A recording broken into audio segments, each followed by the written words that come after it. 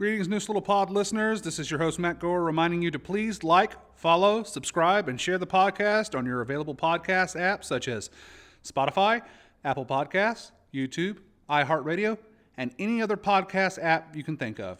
Share our episodes on Facebook and let us know what you think with a comment or review. Now, please enjoy the show.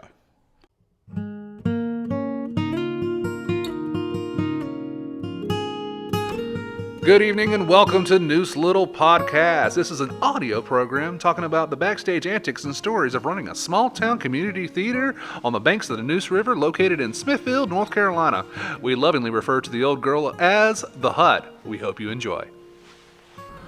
Good evening and welcome to Neuse Little Podcast. We are coming to you from the Hut this evening, and as you know, if we're recording an episode, it's going to be raining. So if you hear some pitter-patter on the roof, just forgive us there.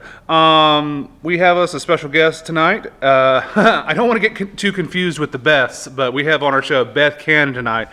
But I do want to make mention that our next show is called Till Beth Do Us Part. Those are unrelated. It just happened to be the person. And Till Beth Do Us Part actually has Bethany Ruffino in it. So yes. Who doesn't play Beth? Who does not play Beth, but will be on the podcast down the line. I'm sure tons of people will be thrilled for that.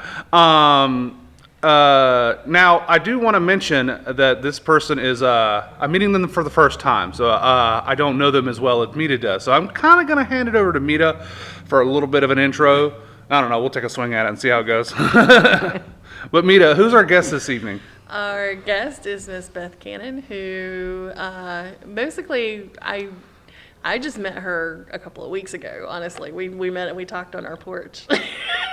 Talked on my porch. New information. I did not know that. When she came to donate mannequin parts. So take that for what you will to the theater. Mita is a purveyor of mannequin parts, and she'll never tell anybody why. Halloween. Anyway, but I know of her. I had heard her name bantied around, but what most people will know is she is the daughter of Doris Cannon, who is the namesake for our Cannon Awards every year.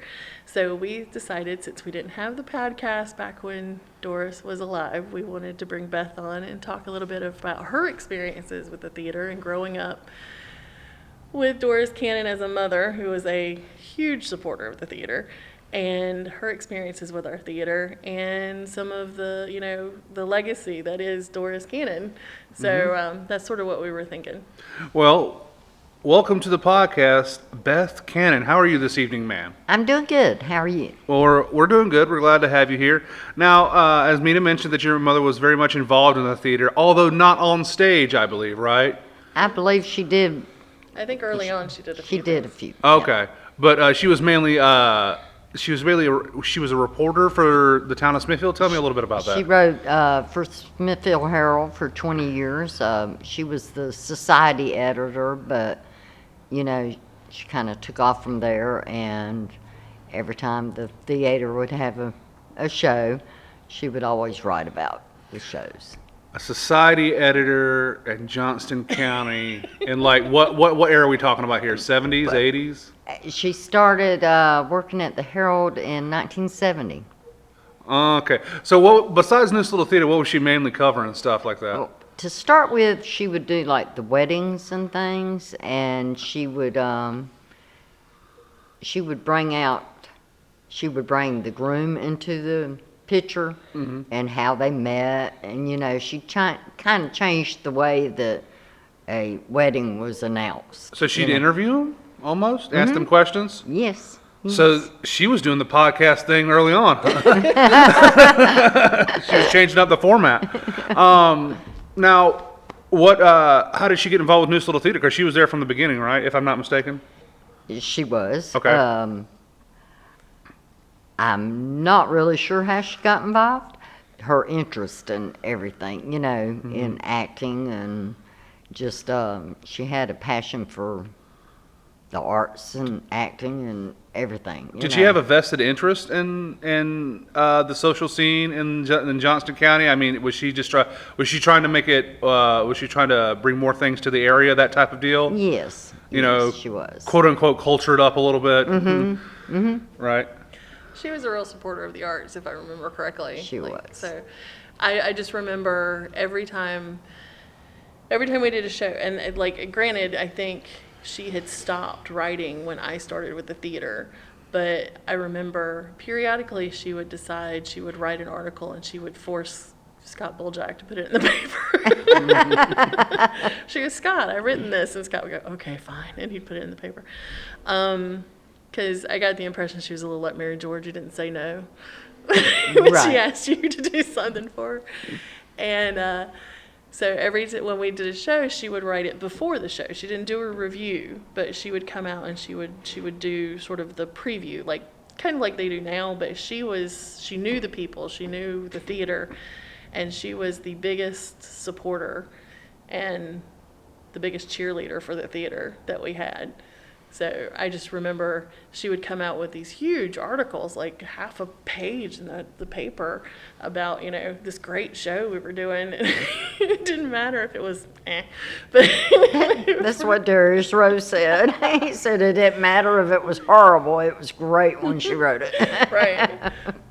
She made people want to come see it, whether or not, yeah. And she was also very much involved in the Ava Gardner Museum, correct? Not something we talked a whole bunch about on the podcast, but something that's very much alive and well in Smithfield that's the Ava Gardner Museum. Oh, yes. And you are as well too, right? Involved? I am now. I am a docent in training for Saturdays and Sundays. Oh, okay. So. And we're about to have there's about to be something with her. Was it her 100-year anniversary? What is that? This is her. It would be her 100th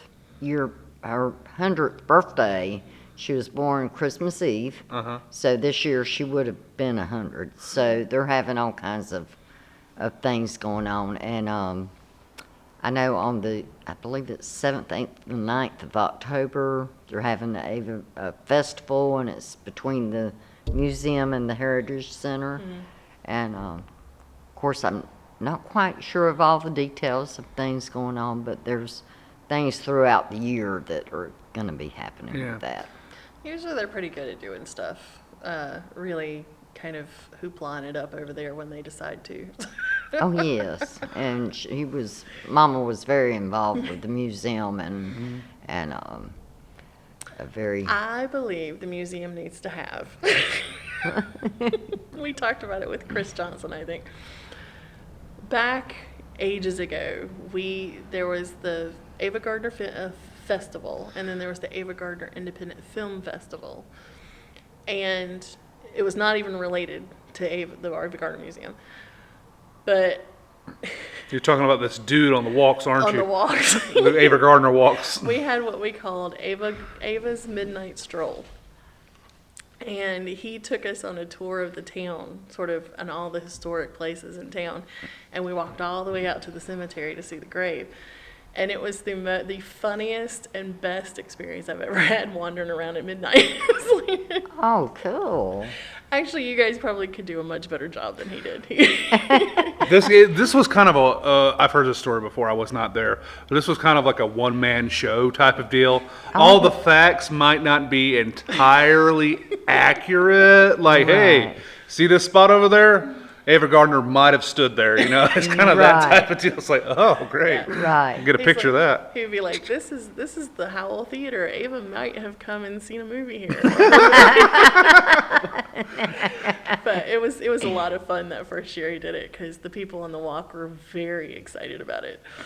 But, and tell it, you can't bring this up without the bird thing.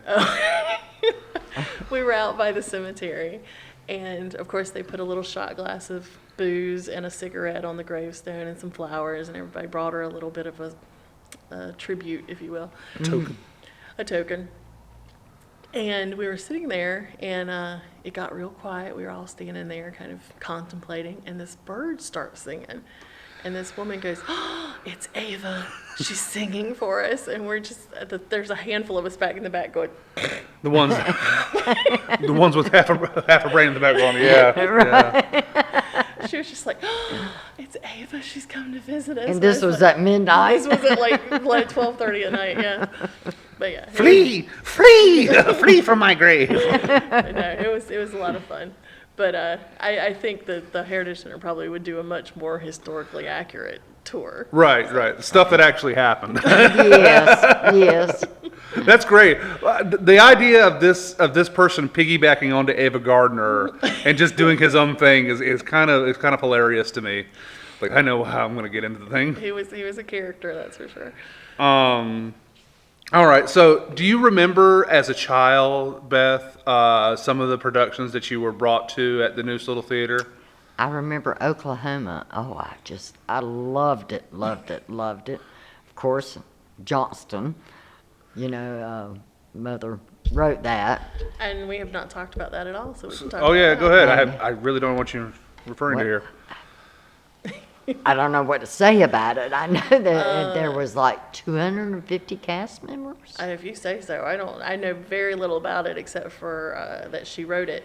But it was stories of, was it from letters and personal accounts and stuff from Johnston County? It's historical. Oh, yeah, we have Hysterical. mentioned this briefly before, but we can get more into it. It was, yeah.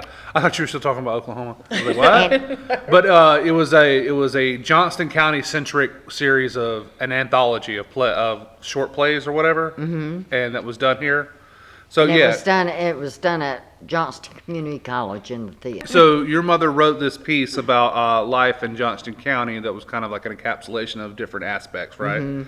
Okay, so tell us a little bit about that if you can. Do you remember?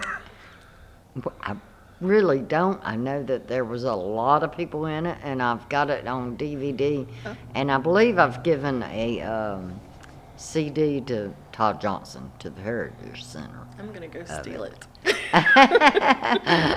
But for him to, go Right. through, and I'm trying to get things sorted out. yeah. And I didn't realize there was an actual recording of it. 'Cause, I've got it on, I know I've got it on DVD, but who's got a DVD player anymore? I do. Do you? Or is it DVD or VCS? Or VHS. VHS. Yeah. VHS. And yes, I it's can I a have one of those VHS. too. If it's in good shape, I can convert it to a DVD. I have the Yeah. equipment for that. Oh, okay. Well, I'll have to. And the theater would love to have a version of it. Oh so. yes, that would be great. When you said you had a recording, I saw Mita's eyes dance. I'm sure they got my pupils dilated a little bit. So yeah. So Oklahoma, and what were some others that you really remember coming to the theater? Gosh, there were so many. She got dragged over. I Well, cannot. you said before we went on the mic that your mother would always start the applause at the end of the She show. would always start the standing ovation, and of course, I had to join in with her, and we'd have, bravo, bravo, and it was just Now, was that just the type of person she was? that was her thing. Yeah, tell me a little bit about her personally. Then let's get an idea of what kind of lady she was for those that don't know. Well, to me, she was just my mom. That, bless her heart, was raising 3 wild children. And she was. You were telling me she was originally from the mountains. Yes, she was born and raised in the mountains. It was outside of Canton, North Carolina, kind of between Bethel and between Canton and Waynesville, and the community was Bethel. She went to a school that was kindergarten through 12th grade. Her father farmed, had cows, guineas, and all the, Right. garden and all that. It sounds like a little bit more rural than most of us are. It was very used to. rural, and and she stayed. They had a group of women that were friends, remained friends all their lives. They Right. always kept it up with each other. And what dragged her out of the mountain? She started taking classes with NC State, Okay. and then she landed the job at the Smithville Herald. Okay. So it was the Herald that brought her all the It way to was the Johnston Herald. County. Mhm. Gotcha. Okay. I can see that. So she was in charge of the society angle of things. Would always come and do articles for the theater and stuff like that.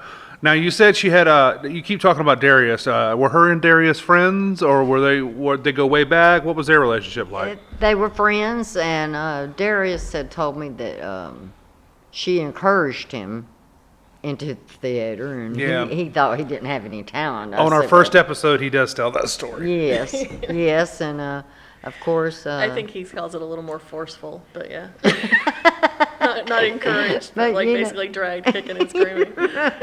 But, Darius is awesome, and Teresa too. But, of course, I had my daughter in 1984 on Christmas Day. She made me sit and she read Twice the Night Before Christmas on Christmas Eve. Within an hour, my water had broke, and we were on the way to the hospital. But she didn't make her appearance till like 2:03 Christmas afternoon, But my daughter attended a lot of the plays with my mother, and. And you said she had a crush on Darius. Yes, at a very young age. My daughter, I think she was probably 4. She was in love with Darius Rose. And she would have my mother ride by Darius's house. And my mother would ride by, she said, let's stop. And Mama would make an excuse, he might have company or something. And we would talk on the phone, and we would just laugh till we cry. She said, what if somebody sees me and thinks I'm stalking Darius Rose when it's my 4-year-old grandchild? Just to be fair, I'm pretty sure she wasn't the only one, because I get a lot of that when I talk to people about Darius back in the day. They're like, oh, yes, he was a handsome man. He had quite the little following, I think. Yes. So man, I was just picturing what it was like around those type of days when Darius, because I've only known Darius since he's been an older gentleman, so I have no inkling of what he's like when he's young. So what was he like when he was actually younger and stuff like that? Oh, he's handsome, a very handsome man. He always comes off as like the Cary Grant of Johnston County, this guy that just. That's the stories I hear. It's like he basically had a little he had a slew of women that sort of were in. He had groupies. Pretty much when he walked down the aisle and sang "Oh What a Beautiful Morning," I'm pretty sure every woman in Johnston County basically just had their like ovaries drop or something. Is that all it takes, huh? Just singing "Oh What a Beautiful Morning" from a 70-year-old musical. Yeah. Well, if you do it right. All right. And if anybody wants to see the lovely photographs of him, it's not Oklahoma. There is one photograph that I have of Oklahoma that's on Facebook, but my favorite are when he was in Carousel. He has the plaid pants that make me just go, oh my God, I can't believe anybody thought those were a good idea. Fashion statements of 1970s. I think that was Tony then. So yeah, we'll ask Tony next time we have him on the podcast. Just for future reference, we will have Darius and Teresa back on the podcast. I do have plans for them this year, so we'll all be looking forward to that. They appeared on our first ever episode, but now we're getting close, and I want to have them on for the 50th. So we will have them on for the 50th episode. Knock on wood. Do you come to the theater now, Miss Cannon? Do you come here? I have not. What? I think I've came once since my mother passed. Oh, I understand. It's been a journey. What? I do plan to start coming more. What year did she pass, if I may ask? 2015. Okay. All right. Am I crazy? All right. The Cannons. No, I am. I thought so. The Cannons weren't named after she passed. No. No, Okay. it was I've been before going to she Cannon passed. since 2007. Because Cannon she used to give away the awards. Yes. Yes. Yes. I just realized that. Yes. Yes. She was the lady who used to give away the awards. Yes. And now Matt's up to speed. I don't have the complete timeline here right in front of me, people. There's little details I miss. I was like, 2015? I've definitely been to Cannon Award ceremony since 2015. But that's interesting. We do have her urn here, or at least some of her We some of have- her ashes. Beth gave us a couple of years ago, a few years, well, it's more than a couple because we were dark for a while. But several years ago, Beth gave us some of Doris's ashes, and they stay on our mantle with a lovely caricature that I'm not sure where it came from. The theater gave it to her Oh, okay. for all her coverage of, Right. in the Yeah, it- newspaper. Oh, and, man. The theater made I thought that was that. Carol Channing. Caricatures, they're like that. But no, now that you've mentioned that, I remember you saying it was because we gave it to her, so you wanted her to give it back to us. Mm-hmm. So there's a drawing of her on the mantle of the theater, and then there's a little blue box, which is Doris, who sits up there. And I told Beth this beforehand, but I told her that she made an appearance in Explorers Club. Yes. Well, an appearance. She was on stage during Explorers Club. Yes. And she would love it. We had a sarcophagus on stage, an Egyptian sarcophagus, and I wanted so badly to have somebody fit inside it, but it was a sarcophagus with shelves inside it. It just wasn't suitable for a human being.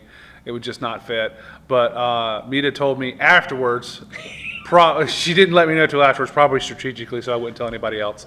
And she told me that Doris was actually inside the sarcophagus. So Yes. technically, we had someone inside the sarcophagus, which made me very happy. That was how it worked. It's like I was trying to remember why it got brought up. It was because I said Matt really wants somebody to be in the sarcophagus, and Steven said, "Well, we could put Doris in the sarcophagus," and I went, oh, "Okay." Yep. I said, "I think she'd love it." So, I think so. But yeah, there she sat every night, and nobody had any nobody knew idea. except Steven and I. Yep. Did you meet her, Mita? Not really. I think I've met her probably at the Cannons briefly, but I was not. She was sort of. She was part of the old school theater folks, and that was like Darius, and and since she didn't do anything at the time when I joined, I really was not in that circle, because Darius stayed friends with everybody. I don't know that he's ever gotten rid of anybody in his circle of friends. No. So but yeah, no, I didn't really get to know her at all. So I'm a very bad what's the word I want? Bad source of information. for that. Well, it just seems like she was obviously a very large personality that championed the early parts of this theater, and that was probably very important and very vital to the sustainability of the theater throughout the years. In the beginning, it's always the hardest. Right. Which I think is part of the reason why she did her newspaper articles was to make sure that people didn't forget the theater. Yeah, we miss those. They don't do them anymore like they used to. They do one for JohnstonianNews.com, but it's a paid subscription, so I don't know how many people see that. Well, now, I know at one time, Todd had somebody going through the microfilm trying to get all the human interest stories and stuff that Mother had written over the years, so they could be at the Heritage Center. Oh, I'm some sure of they those are. art- He's got all of Yes, those he's newspapers and got. stuff. What kind of human interest stories would she write? She would just hear about somebody and seek them out and do human interest stories on them, and they would always be good. She never wrote anything bad about anybody. She was just able to pull the She always bring out the positive side of things. positive things. Yes. Yeah, I think she did. One of the last ones I think she did, well, I can't say the last ones because I don't know, but the one that I noticed was I think she did a series of like Joyce and Darius, and it seems like there was somebody else, but she did it sort of their lives, but she also brought in the theater because she wanted to sort of do that sort of thing. Wow, so she actually did. So she was the first person to do this podcast. It just didn't. It was just in written form. It was in written form. It was in written form. Mm-hmm. That's what we So call she's the precursor. newspaper She's the precursor to us. What's a newspaper, Mita? It's the thing you wrap fish in and put in the bottom of bird cages. Oh, okay, gotcha. I wasn't wondering where that stuff comes from. Yeah. She also had her own little side article, My Pal Gladys, and she would write about her pal Gladys, but her pal Gladys could have been any one of her friends, So she would have like a little like thought piece, like like Andy Rooney at the end of 60 Minutes, like what is the deal with this 2% milk? Back in my day, we had whole milk or nothing, and we liked it, that type of deal. So what was that like? Was it just like little stories about town and stuff like that? It was little stories about things that happen, or Gladys's, I've got one of the books at home. She made it into a book, in which I'm going to give all the ones I can find. Once I get everything cleared out, I'm going to give them to Todd and hope that maybe they can be We should adapt it into a play. My Pal Gladys the play. But she would just write about, I know I posted one about a boy with long hair, and it was just, just different things. Right. They're really Well, we appreciate you coming by, talk about your mother. Believe it or not, this has been very interesting. I do want to read some of her work because it sounds like she was a really good writer. Let me ask this before, just for out of curiosity's sake, because I'm sitting here and I thought about it. Did she write a book about Ava Gardner? She did. Yes. Grabtown Girl. Yes, I was gonna say one of the more famous ones, I think. Or Let's well see. known. I know. No, I'm just saying. I wonder if it's still in print. Is it still in print? Right now, they have some at the museum, and they are, because the printer, he either went out of business or he might have passed away, but we signed over our rights, and they're kind of rewriting it to get it, back in print again. Oh, okay. So it needs another edition. Okay. That's interesting. So what? All right. Besides her being from the area, what fascinated your mother about Ava Gardner enough to write a book about her? My mother followed Ava Gardner from when she was a child.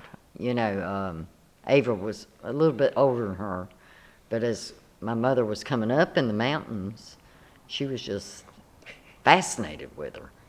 She would go to see the movies and things, and she was a true anybody could be a movie star kind of star, because Right. you hear about it all the time and you're like, that doesn't really happen, but her photo was in a storefront and they went, I want her. Yeah, and be in a movie. she couldn't speak, she couldn't sing, she couldn't do anything, and they said, we love her, we're gonna take her. So I can see the fascination. Yes. Yeah. Yeah. So your mother probably saw a little bit of herself in Ava Gardner. Like, well, if she can make it, anybody can Farm make girl, it. right. Yeah, farm girl raised in a small town that is now Hollywood actress, very successful, dating Howard Hughes. Well, she didn't really date Howard Hughes. Okay. He tried hard, But didn't he like? but pay they her- were friends. Not in an overt, not in a sexual way, I should say. But didn't he pay her to like be be with him at like movie premieres and stuff like that? I'm not sure about that. I just knew he was a little bit obsessed. Yes. What? and- Howard Hughes? Yeah, but she really didn't never date him, from what I understand. Okay. She was married 3 times. Yes. Right. Mickey Rooney, Artie Shaw, and Frank Sinatra. Wow, that is just like the murderer's row of people who will cheat on you. Because no. Who is Judy Garland's the guy that Judy Garland? Mickey Rooney, right? She was in a movie with Mickey Rooney. Like Meet Me in St. Louis. That's Yeah. Mickey Rooney. All right. So Mickey Rooney and Judy Garland used to be like the. I think Lena Horne was married to Artie Shaw also, though. But wasn't Mickey Was it Rooney like the Lena Horne? biggest playboy in? Hollywood, man, I got nothing. I don't know. My fiance loves Meet Me in St. Louis, and I always feel bad for Judy Garland because she knows that she's in love with Mickey Rooney in real life, but Mickey Rooney will never. I know more about it than I do. Well, out of her 3 husbands, she was married to Frank the longest, and they remained friends throughout her life, Right. you know. Were they similar in personality, her and Frank Sinatra? Because she was kind of like a no-nonsense type of brash, like to drink, you know. Yeah, I am You not got to read sure. your mother's book. Yeah, well, she doesn't really talk a lot. You know, her book goes from her childhood, you know, to Hollywood. You should know, and I say that, you know, I was joking just before, but in all seriousness, you should dig out that book and bring it to somebody who's interested in writing, because there's a play there. There's a play there somewhere in Ava Gardner's life of like her being a young girl and then being seen in a photo. There's somebody who could dramatize that, and there's a little theater that might be able to stage That it. would I'm just be saying awesome. that would be a great Really. little. If someone could nail that down and actually create a story about the early parts of Ava Gardner's life being in this town, oh That my would gosh. be awesome. If by the time we do it, anybody who was alive during that time, they would just love it. Well, and you were talking about how your mother, you started to say knew her, and then you said followed her, and I was going to ask, did she ever know Ava Gardner? Because according to my father, she went to school down, you know, the way, Crabtown. and you know it was a little schoolhouse that had what, like 20 kids or something in it, and he said, and 3,000 people showed up to her funeral saying they went to school with her. I don't know if that many people came to the funeral or not. That'd be a lot of people. She had a lot of people come to the funeral. I mean, everybody Right. everybody came out of the woodwork and basically said, "Oh no, I went to school with Ava Gardner." Well, they had the first museum was at the teacherage. That was the schoolhouse out in Brogden, and the way that came about was Mama just happened to write an article. Why was nothing said about Ava Gardner, you know, and it was within a couple of days. Thomas Banks, he lived in Pompano Beach, Florida. He called the Herald to find out if he could find any memorabilia about Ava. Well, when Thomas Banks was young, Ava, they had left Grabtown and gone to Newport News and then ended up at Rock Ridge. And she went to Barton College. She was going to Barton College for secretarial school. And Thomas and some more boys would, you know, just watch her, and he's, "You're my girlfriend," you know. She chased him down one day and kissed him on the cheek, you know, and the next year he kept looking for her and he didn't see her. And then he saw in the newspaper how she had made it big, and so he kept collecting things over the years about her. So that's really Thomas Banks, and bless his wife's heart, you know, for you know, she allowed him to do this.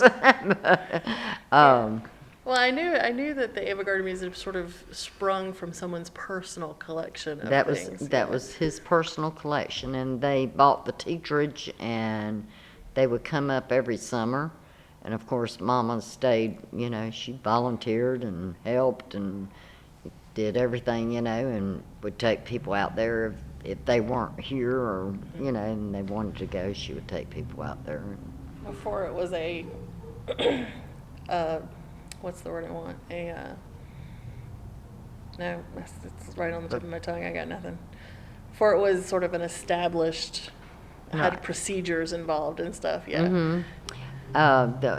Upon their passing, him and his wife, they left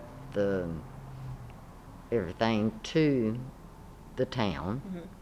they moved to 3rd Street. I'll never forget this, because Mama and I laughed and laughed about this. Mama pulled out of her parking space, and Gregory Peck took that parking space. And Mama missed him. Darn it, it's so close. This close. How did she find out it was Gregory Peck if she missed him? Now I'm drawing a blank on who was in the museum at the time. Why was he there? Because he was very close to Ava. Oh, okay. After when Ava passed away, he took care of her dog and her maid. Her maid was they were very close. She was very close with their maid, and her and Gregory Peck were very good friends. Interesting. In fact, when her dog died, the dog is buried there on his, at his estate. Interesting. Interesting. Walk down old Hollywood Lane there. So we had like old school Hollywood, like royalty in Smithfield. So, you see this parking space, everybody? Gregory Peck might have parked there. Oh, my mother and I just laughed and laughed, It's a wonder she wasn't mad, Right. We were a hair's breadth away. Yes. From beating Gregory. From Atticus Finch himself. Yeah. What, you got a thing for Gregory Peck in To Kill a Mockingbird or something? A little bit. I was about to say, I looked at your face. What is He it? was not an unattractive man, is what I'm trying to say. Exactly. Is it the way he looks, or is it the way he carries himself? I think it's the way he carries himself. He was not unattractive, but he had a way. He had that old school Hollywood actor Presence. Yeah. Interesting. We'll have to delve deeper into Mita's obsession with Gregory Peck later on. You just brought it up. On a future episode. No. I saw your face. That was like you went away from it and just thought about Gregory Peck. I saw it. Well, Miss Cannon, thank you very much for being here this evening. I really appreciate it. It's been very interesting talking about your mother and some of her experiences, and we wish we could have gotten her on the podcast, but time does its thing. And right. We just want to, on behalf of the theater, thank you for being here, number one, for telling stories, but also for her in general. It's always hard starting on a new theater group, and obviously I was not there. I was not born until '86, so the theater was well established by the time I came along. But it just those core people in the beginning are the important ones, the ones that establish connections in the town and establish connections with the community that can kind of help this thing continue to grow, which it has. We are coming up on our 48th season, 50 is just around the corner. And I'm sure she is happy as can be, and still cheering you on. Well, we appreciate that. And it's good to get, because, we have the Cannon Awards, and of course it doesn't mean anything to anybody. It's just, for new folks who join now, particularly. They don't really know They don't know where it comes from. They're like, why is it called the Cannon Awards? Well, it was named after Doris Cannon, who was, helped establish the theater, and she was a huge supporter. And it doesn't mean anything to them because they never got to meet her. Well, they can give me it. So it's just good to talk about her so that people sort of can know sort of who she was and why now she was they know. important. Yeah, absolutely. We're going to put in a pin in it there, folks. Thank you for coming by, Ms. Cannon, once again. And we will have future content for the next month after this episode drops. We were going to do Till Beth Do Us Part. We will do 2 episodes for that, just like we did 2 episodes for each of the previous shows this season. So look forward to that. And also down the line, we'll have our season finale, Mita's show, Trip to Bountiful. So 2 more shows this season in NLT. Lots to do, lots to talk about, and it seems like in our neck of the woods, and yes, around the world, that we're getting back to the way it was before. Dare I say it? Let's all knock on wood. All knock on wood, but it does seem that I meant to say this on a previous post to try to get it out there before it debuted, but congratulations to the cast and crew of The Outsiders for 5 out of 6 sold out shows. That's amazing. It hasn't been that good in a long time, folks. Probably, I would say 4 or 5 years, something since I've had one go do that well. Mamma Mia. What do you think? Oh, I forgot about Mamma Mia. I'm sorry. Sorry, Mamma Mia, folks. That was when I had my surgery. That's why I don't remember Mamma Mia at all. you were in a drugged up haze. Yeah. That was about my stomach surgery. But yes, so congratulations to the cast and crew of The Outsiders for an excellent show. Well done. And now we look forward to Till Beth Does Part next. So for Neuse Little Podcast, I'm Matt Gore. That's me to Toole. Hello. We'll see you later. All right. Great job! Credits for the show. Your host and creator is Matt Gore. That's me. My producer and editor is Mita Toole. That's me. Music is by Cody Walker. Please go look up Cody on Cody Walker Music on YouTube, and he's also on Cody Walker Music on Facebook as well. He's local, so and he's got a couple of albums out. Easy listening, John Denver type of guitar voice. That Cody Walker. All right. Thanks for listening. We'll talk to you later. Bye-bye.